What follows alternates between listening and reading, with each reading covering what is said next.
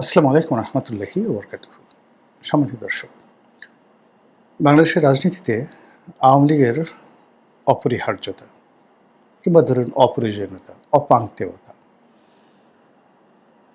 আপনি নেতিবাচক বলেন, ইতিবাচক বলেন, কোনো অবস্থাতেই দৈনন্দিন যে রাজনীতির আলোচনা, সেই আলোচনা থেকে আওয়ামী লীগকে বাদ দেওয়া যাচ্ছে না।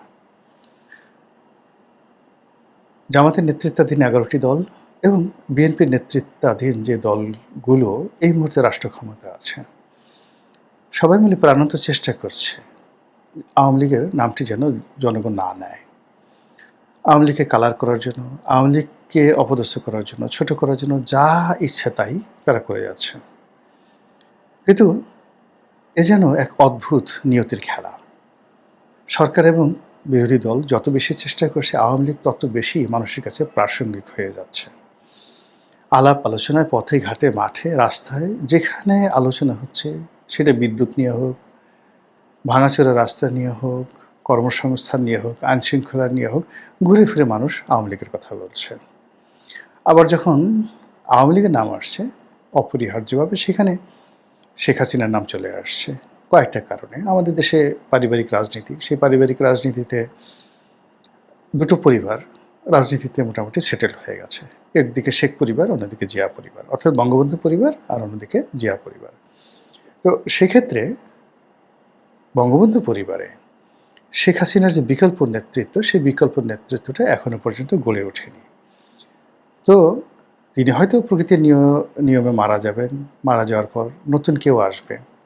যেমন যতদিন বেগম জিয়া ছিলেন, তারেক রহমান সাহেব অনেক কিছুই হ্যান্ডেল করেছেন, কিন্তু মানুষের মন মানসিকতা আসলে বেগম জিয়া যতদিন হাসপাতালে এমনকি অচেতন অবস্থায় ছিলেন, মানুষের চিন্তা চেতনা কিন্তু বেগম জিয়াকে কেন্দ্র করেছিল। তিনি হবেন প্রধানমন্ত্রী, তিনিই হবেন রাষ্ট্রপতি, ওই চিন্তা করে কিন্তু বিএনপির নেতাকর্মীরা নিজেদেরকে ঐক্যবদ্ধ রেখেছে। কিন্তু তিনি তার ইন্তেকালের পর তারেক রহমান সাহেব চলে আসছেন, পারছেন কি পারবেন না বা কতটুকু যোগ্য সেটা পরের বিষয়। কিন্তু সেই যে পরিবারতন্ত্র, সেই পরিবারতন্ত্রের ধারাবাহিকতায় এসে তিনি এভাবে বসলেন। কিন্তু যতদিন পর্যন্ত বেগম জিয়া ছিলেন, ততদিন পর্যন্ত পূর্ণকালীন একেবারে অ্যাক্টিং চেয়ারপারসন হওয়া সত্ত্বেও দলের মধ্যে তার কিন্তু প্রভাব ছিল, কিন্তু সার্বজনীনতা ছিল না, ইউনিভার্সালিটার ছিল না, বিশ্বজনীন ছিল না।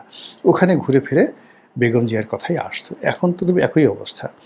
ধরুন আপনি রাহুল গান্ধী বা প্রিয়াঙ্কা গান্ধীর মতো জয় এবং পুতুল, এই দুজন আছেন। পুতুলের বাইরে আপনি শেখ রেহানার যে অংশটা আছে, সেটা আপনি ববি ধরেন, রূপন্তী কিংবা টিউলিপ সিদ্দিকী, যাদেরকে ধরেন না কেন, মানে তারা যথেষ্ট মেধাবী, রাজনীতিতে পরিপক্ক এবং বলতে গেলে বাংলাদেশের নেতৃত্ব দেওয়ার মতো সমস্ত প্রজ্ঞা তাদের আছে, কিন্তু তারা ওটাকে নিয়ে বাহাদুরি করা, ফ্রন্ট লাইনে আসা, এই কাজগুলো তারা করছেন না, ইনক্লুডিং রেহানা সহ।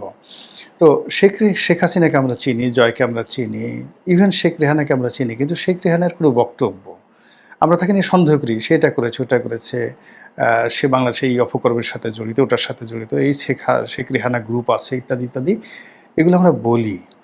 কিন্তু তার কোনো বক্তব্য, মানে ওই যে সালমান এফ রহমানের সাথে তার একটা টেলিফোনিক কনভারসেশন ছাড়া আপনি এখনও পর্যন্ত তার একটা কর্ম, তার একটা সিগনেচার বা তার ছেলেমেয়ের কোনো একটা ঘটনা আপনি ওইভাবে কালার্ট করতে পারবেন না। তো বোঝার চেষ্টা করুন যে এই পরিবারটি, অর্থাৎ শেখ হাসিনার বোন শেখ রেহানার যে পরিবারটি, তারা একমাত্র তাদের আত্মীয়র মধ্যে তারেক সিদ্দিকী, কিন্তু তারেক সিদ্দিকী আসলে শেখ রেহানার যতটা না কাছে, তার চেয়ে শেখ হাসিনার স্নেহধন্য ছিলেন। কিন্তু শেখ রেহানার হাজব্যান্ড যদি ধরেন ডাক্তার শফিক সিদ্দিকী সাহেব, ববির কথা ধরেন, তার ছেলের কথা, অন্য মেয়ের কথা ধরেন, স্বয়ং যাকে বলা হয় শেখ রেহানার কথা ধরেন, আপনি গল্প করতে পারবেন, বিভিন্ন অভিযোগ করতে পারবেন, কিন্তু তথ্য প্রমাণ আপনি হাজির করতে পারবেন না। It means politically they are matured, তারা জানে যে কী করে রাজনীতিটা সংযুক্ত রাখতে হয়। অন্যদিকে ধরুন শেখ হাসিনা, এখন শেখ হাসিনার যে দুটি সন্তান সজীব ওয়াজেদ জয়, আমি আগে বেশ কয়েকবার ভিডিওতে বলছি যে সে হার্ভার্ড থেকে গ্রাজুয়েশন করেছেন, আমেরিকাতে পড়াশোনা করেছেন, বঙ্গবন্ধুর নাতি ডক্টর ওয়াজেদের সন্তান। ডক্টর ওয়াজেদ বাংলাদেশে যে কজন ক্ষণজন্মা মেধাবী পুরুষ জন্ম নিয়েছেন, বিজ্ঞানী, যাকে বলা হয় বিজ্ঞানী, সেই বিজ্ঞানীদের মধ্যে অন্যতম ব্যক্তি তিনি। ভালো ছাত্র, মেধাবী, পাগলাটে, খ্যাপাটে, সফল, সার্থক, সব কিছু, খেলাধুলা সব কিছু। Doctor Wazed is a unique person. তার পৌরুষজাত সন্তান হলো সজীব ওয়াজেদ। আপনি তাকে যতই পাগল বলেন না কেন, যতই ছাগল বলেন না কেন, কিন্তু গর্বটা কার, মানে ইউট্রাসটা কার, জরায়ু কার, গর্ভাশয় কার, সেগুলো শেখ হাসিনার। তো কাজেই ওই শেখ হাসিনার গর্ভাশয় থেকে তো ছাগল বের হবে না, ওটা শেখ হাসিনার মতোই বের হবে। আবার শেখ হাসিনা কার উরসে? বঙ্গবন্ধুর উরসে। ফলে আপনি গিয়ে দেখুন যে এদের মধ্যে মানে একটা জেনেটিক ফরমেশন আছে। আপনি সজীব ওয়াজেদ জয়ের দিকে তাকালে আপনি ডক্টর ওয়াজেদের চেহারা আপনি দেখতে পাবেন যে হুবহু চেহারা। তার এখনকার ছবি আর তার বাবার ছবি দেখবেন হুবহু চেহারা। আবার শেখ হাসিনাদের দিকে যদি তাকান দেখবেন যে তার চেহারা আর বঙ্গবন্ধুর চেহারা, বেগম মুজিবের চেহারা এক। মানে এরা জেনেটিক্যালি এই ঐতিহ্যটা ধারণ করেছেন। আর যখন ফিজিক্যালি পিতামাতার সঙ্গে সন্তানের একটা মিল থাকে, তখন তাদের মধ্যে একটা মেধার মিল হয়। ফলে আপনি তাকে যতই বলেন না কেন সজীব ওয়াজেদ জয় বা পুতুলকে, আপনি তাদের মধ্যে তার পিতার, মানে পুতুলের মধ্যেও তার পিতার মেধা আছে, আর যাকে বলা হয় জয়ের মধ্যেও তার পিতার মেধা আছে। আর পলিটিক্যালস তারা যেটা দেখেছে একেবারে ঘনিষ্ঠভাবে জন্মের পর থেকে, তারা যে রাজনীতিটা দেখে আসছে এবং যে রূঢ় বাস্তবতা, এটা আপনি আমি যদি 100 বছর ধরে কন্টিনিউয়াসলি হার্ভার্ড এবং অক্সফোর্ডে এর উপর পিএইচডি করে, তবু এটা সম্ভব না। এই প্র্যাকটিক্যাল এক্সপিরিয়েন্স তাদের আছে। তো কাজেই যেহেতু শেখ হাসিনা রাজনীতিতে এমন একটা বটবৃক্ষ হয়ে গেছে, আওয়ামী রাজনীতিতে, ফলে সেই বটবৃক্ষের নিচে কোনো অবস্থাতেই পুতুলকে আপনার রাজনীতিবিদ মনে হচ্ছে না, সজীব ওয়াজেদ জয়কেও আপনার রাজনীতিবিদ মনে হচ্ছে না। এমনকি দেখুন বেগম জিয়ার যেমন একটা পোর্ট্রেট তৈরি হয়ে গেছে, সেই পোর্ট্রেটের কাছে, বা জিয়াউর রহমানের যে পোর্ট্রেট, সেই পোর্ট্রেটের কাছে এই তারেক রহমান সাহেব প্রাণান্ত চেষ্টা করছেন গত 6 মাস ধরে, কিন্তু কোনো অবস্থাতে বেগম জিয়ার পাশে এখনও মানুষ তাকে বসাতে পারছে না, সময় লাগবে আরও। তো সেই দিক থেকে যেটা হলো যে ঘুরে ফিরে জয়ের যত যোগ্যতা থাকুক, পুতুলের যত যোগ্যতা থাকুক, পুতুল ডাব্লিউএইচওর মানে আঞ্চলিক রিজিওনাল ডিরেক্টর। এটা একটা অকল্পনীয় পদ। আপনি দেখেন তার যে ইংরেজির প্রোনাউন্সিয়েশন, তার যে বক্তব্য, যে কটা বক্তব্য তিনি ডাব্লিউএইচওর পক্ষ থেকে জাতির সামনে দিয়েছেন, মানে এটা গ্লোবাল, মানে বিশ্বে এত সুন্দর করে ইংরেজিতে জাতিসংঘ বা যে কোনো একটা বিষয়কে রিপ্রেজেন্ট করতে পারে। আমি তো পুতুলের মতো এত সুন্দর বক্তব্য শুনি নেই কারো মুখে। আমাদের খলিলুর রহমান সাহেব ভালো ইংরেজি বলেন, লুৎফে সিদ্দিকী ছিল ভালো ইংরেজি বলেন, তারপরে ডক্টর মোহাম্মদ ইনুজও ভালো ইংরেজি বলেন, কিন্তু পুতুলের ইংরেজির কাছে কি আপনি বাঙালির মুখে এরকম চমৎকার ইংরেজি শুনেছেন কখনো? শুনেননি। কিন্তু শেখ হাসিনার যে ব্যক্তিত্ব, সেই ব্যক্তিত্বের কাছে পুতুলের এই যোগ্যতা কোনো অবস্থাতে ফ্লারিশ হচ্ছে না অ্যাজ এ পলিটিক্যাল পার্সোনালিটি হিসেবে। ফলে যখনই বাংলাদেশের রাজনীতিতে আওয়ামী লীগের নাম আসছে, আওয়ামী লীগের সাথে অপরিহার্যভাবে শেখ হাসিনার নাম চলে আসছে। তো এই যে শেখ হাসিনার নাম চলে আসার কারণে কি হলো, তাকে নিয়ে আমাদের যত গল্প, যত কবিতা, যত উপন্যাস, যত সাহিত্য, যত ভয়, যত আতঙ্ক, যত নিন্দা, সব কিছু নাটক সিনেমা তাকে নিয়ে হচ্ছে। কেন সে বাংলাদেশে আসতে চাচ্ছে? তার কি লজ্জা শরম নেই? আমরা তাকে ধরবো, হ্যান্ডকাপ পরিয়ে আনবো, তাকে আইনের শাসনে অধীন তাকে বিচার করব। কেউ কেউ বলছে তাকে এয়ারপোর্টে ফাঁসিতে লটকানো হবে, কেউ বলছে তাকে এয়ারপোর্ট থেকে এনে তারপর জেলখানাতে ঢুকিয়ে ফাঁসিতে দেওয়া হবে, কেউ বলছেন তাকে পূর্ণ আইনি নিরাপত্তা দেওয়া হবে, কেউ বলছে দূর দূর রাখো, সে আসবে না। এখন এই যে আমরা তাকে নিয়ে যত আলোচনা করছি, তিনিও তো পলিটিক্যালি ম্যাচিউরড, মানে 1981 সন থেকে তিনি দলটা পরিচালনা করছেন। চিন্তা করেন, 1981 সন থেকে একটা দলের সভানেত্রী।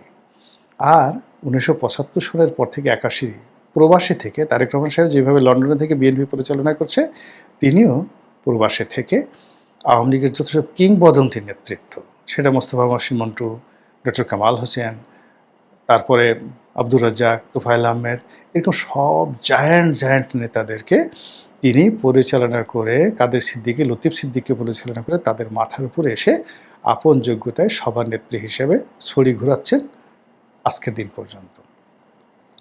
ফলে বাঙালি রাজনীতির আশা কি, আকাঙ্ক্ষা কি, কে কতটুকু লাভ দিতে পারে, কার কতটুকু ক্ষমতা হতে পারে, ওই প্রধানমন্ত্রীর চেয়ারে বসে তারেক রহমান সাহেব তার কী ক্ষতি করতে পারে, বিরোধী দলের চেয়ারে বসে ডক্টর শফিক তাকে কী ক্ষতি করতে পারে, কী উপকার করতে পারে, এটা পুরোটাই তার জানা আছে। আর এই জানা থাকার কারণে কি হচ্ছে, সে ইচ্ছে মতো খেলছে, ট্রাম্প কার্ড খেলছে, সকালে একরকম বিকেলে একরকম, ইচ্ছে মতো, মানে ছক্কার পরে ছক্কা সে শুধু মেরে যাচ্ছে। আর শেখ হাসিনা সেই ছক্কা এবং পক্কার কবলে পড়ে আমরা ঘুরে ফিরে বারবার শুধু শেখ হাসিনাতে নিমজ্জিত হচ্ছি। ভারতের রয়ের প্রধান কেন এলো? সে কি শেখ হাসিনাকে বাংলাদেশে দেওয়ার জন্য এলো? এটা নিয়ে আমরা একটা কল্পনার ফানুস তৈরি করছি। আমরা ফানুস তৈরি করছি, ভারত বলার চেষ্টা করছে বা ভারত বলছে যে আমরা কি শেখ হাসিনাকে এমনি এমনি নিয়েছি? তোমরা তো আমাদেরকে হেলিকপ্টারে করে, প্লেনে করে, সামরিক বিমানে করে আমাদের দেশে পাঠিয়েছো, কাজেই তোমরা আবার সামরিক বিমান পাঠাও, ওইভাবে সিকিউরিটি দাও, সেফটি সিকিউরিটি দাও, আমরা শেখ হাসিনাকে তোমাদের কাছে দিয়ে দেবো। এই ধরনের কোনো কথা ভারত বলেনি, কিন্তু আমরা বানিয়ে বানিয়ে এই কথাগুলো কিন্তু বলছি। এবং ভারত থেকে যখনই কোনো লোক আসছে, আমরা বলার চেষ্টা করছি যে ওই যে লোকটা যে আসছে সে মূলত শেখ হাসিনা বাংলাদেশে কিভাবে আসবে, নিরাপদে থাকবে, এই সমস্ত বিষয়ে আলোচনা করার জন্য সে আসবে। আবার বাংলাদেশ থেকে যখন খলিলুর রহমান সাহেব যাচ্ছেন, অন্য কোনো সরকারি কর্মকর্তা যাচ্ছেন, ইভেন তারেক রহমান সাহেবের যাওয়ার যে পসিবিলিটিস যেটা তৈরি হয়েছে, সেখানেও আমরা কিন্তু একটা কল্পনা ফানুস তৈরি করে ফেলছি যে ওখানে কী করে গেলে মোদি তার হাতটা ধরবে, ধরে গিয়ে তাকে শেখ হাসিনার সঙ্গে হাতে হাত মিলিয়ে দেবে এবং সেখানে আওয়ামী লীগের সাথে, বিএনপির সাথে, শেখ হাসিনার সাথে, তারেক জিয়ার সাথে একটা সম্পর্ক হয়ে যাবে। হায় হায় হায়, কী হবে? এই যে আমাদের একটা কল্পনার ফানুস, এটা মূলত আমাদের আতঙ্ক থেকে, আমাদের ভয় থেকে, আমাদের প্রেম থেকে, আমাদের ভালোবাসা থেকে এই জিনিসগুলো আসে। ২ নম্বর হলো যে যখন আপনি যে কোনো একটা বিষয়ে ভয় পাবেন, সেটা আপনার জীবনে একবারের জন্য হলেও ঘটবে, স্বপ্নে হলেও আপনার জন্য ঘটবে, যেটাতে খুব বেশি ভয় পাবেন, যে বিষয়টি আপনি অ্যাভয়েড করতে চাইবেন, সেটা আপনার ঘাড়ের উপর পড়বেই। আর যাকে আপনি ভালোবাসবেন, পেতে চাইবেন, তাকে বাস্তবে না পেলেও স্বপ্নে আপনি তাকে পাবেনই। কাজে এই যে শেখ হাসিনাকে নিয়ে আমরা যে যার অবস্থান থেকে মাতামাতি করছি, it means she has a brand value, এবং তার সেই ব্র্যান্ড ভ্যালুকে এখনও পর্যন্ত বাংলাদেশে অন্য কেউ অতিক্রম তো দূরের কথা, ধারের কাছে যেতে পারেনি, একমাত্র বেগম জিয়া ছিলেন। তো কাজে এখন যারা আছেন, সেটা ডক্টর শফিক বলেন, তারেক রহমান সাহেব বলেন, বা অন্য যারা আছেন, চরমোনাই পীর সাহেব বলেন, আপনি দেখেন তো একপাশে শেখ হাসিনা চেয়ারে বসে আছে, বাকি নেতারা মঞ্চে বসে আছে, ইভেন তারেক রহমান প্রধানমন্ত্রী, আর শেখ হাসিনা কিছুই না।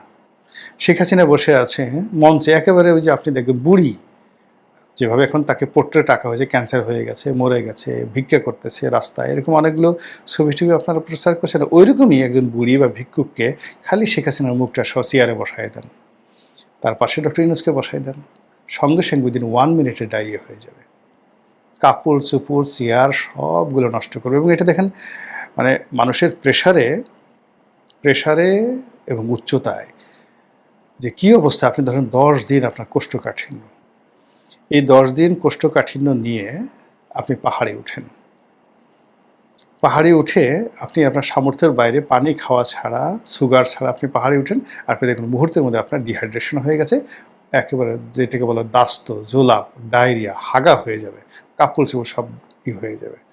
তো এইরকম শরীর যখন কোনো ভার বহন করতে পারে না, মন যখন কোনো আতঙ্ককে আর ধারণ করতে পারে না, মস্তিষ্ক যখন কোনো ভয়কে ধারণ করতে পারে না, তখন তার শরীরের মধ্যে, পেটের মধ্যে যত আবর্জনা আছে, দেখবেন যে আমরা ভয় পেলে আমাদের নাক দিয়ে সর্দি বের হয়ে যায়, কথা বলতে গিয়ে আবেগ উত্তেজনায় অনেক সময় কফ বের হয়ে যায়। 1 সপ্তাহের মধ্যে আপনি কাশেন নাই, কিন্তু সেদিন আপনার কাশি বের হবে। আনন্দে মানুষ হাসতে হাসতে চোখের পানি, নাকের পানি এক করে ফেলে। মসজিদে নামাজ পড়তে যান, সেটা পিছনে বাচ্চা ছেলে একটা একটু দুষ্টামি করতেছে, হাসি দিছে, আপনি বুড়া মানুষ, 80 বছর, আপনাকে ওই দিন হাসতে হবেই, কুটকুট করে হাসতে হবে। আবার হেসে ওই যে আপনি যে হাসছেন, এটা এসে আবার আপনার স্ত্রীর কাছে বলতে হবে। এই হলো হিউম্যান সাইকোলজি। কাজেই শেখ হাসিনাকে নিয়ে আমাদের যে সাইকোলজি রয়েছে, সেই সাইকোলজির বাইরে যতদিন না পর্যন্ত আমরা যেতে না পারবো, আর সেটা যাওয়ার জন্য শেখ হাসিনার সমপর্যায়ের পোর্ট্রেট আমাদের রাজনীতিতে যতক্ষণ পর্যন্ত তৈরি না হবে, ততক্ষণ পর্যন্ত এই ভয়, এই আতঙ্ক, এ ভালোবাসা, এ মোহ, এ কামনা, এ বাসনা আমাদেরকে শুধুমাত্র শেখ হাসিনার দিকে ধাবিত করবে। মহান আল্লাহ ভালো জানেন আমাদের তকদির কি আছে। আল্লাহ আমাদের সবার কর্মে, চিন্তা, চেতনায় বরকত দান করুন। আসসালামু আলাইকুম রহমতুল্লাহি ওয়া বারাকাতুহু।